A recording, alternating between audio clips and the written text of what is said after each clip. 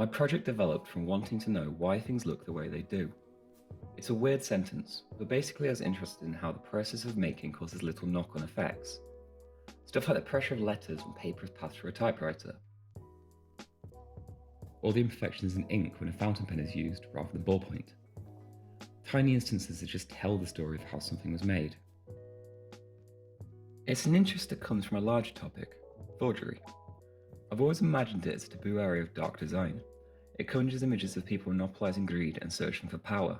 But while I love this idea of a design becoming a mysterious underground club, it's not my focus. Instead, I'm looking at the extremely practical aspects of forgery, and how as a subject it's learned to perfect the art of research and copy. You can see this throughout time.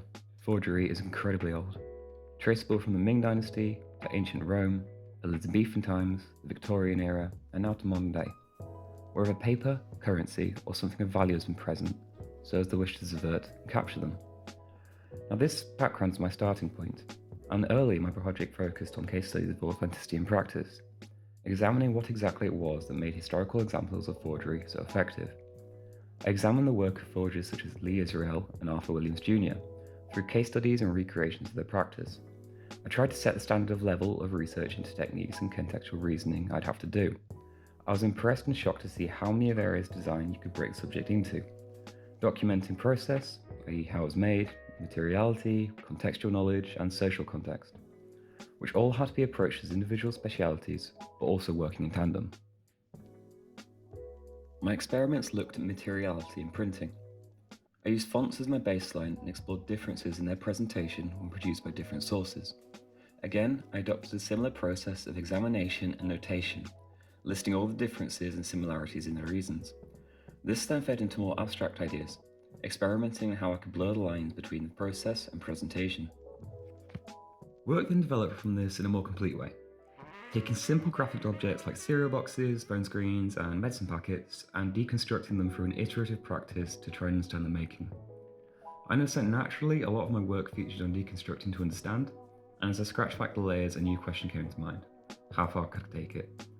The mindset was informed by work like the Toaster Project that explored consumerism and reliance on pre-made goods, kind of through a creation of a half-baked, handmade pastiche, and a dogged approach to making that a lot of designers just don't use.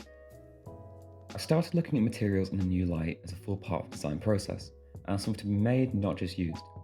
The results for this were interesting, to say the least, and while being an experiment that was mainly fun, it informed me of just how hard it is to make anything from scratch. From all this experimentation, my position began to change to appreciate the artistry forgers have.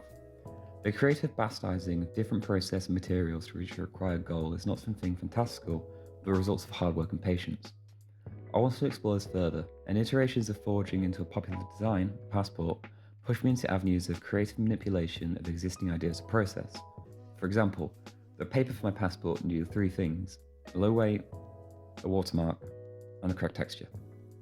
The paperweight I tried to match by scavenging any and all types of paper in my flat, ranging from crisp packets to old suitcase liners and anything in between.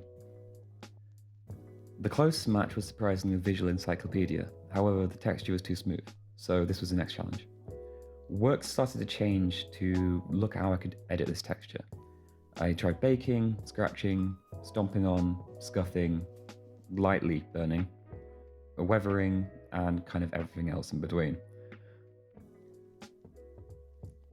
The watermark was trickier. Whilst my previous attempts at making paper might not have been suitable, I found I could experiment with pressure and different materials, dyes and stamps to simulate the same effect. My previous project work has very much been a Frankenstein's monster, a kind of mishmash of different ideas, but now I'm trying to pull all this previous research into a polished article.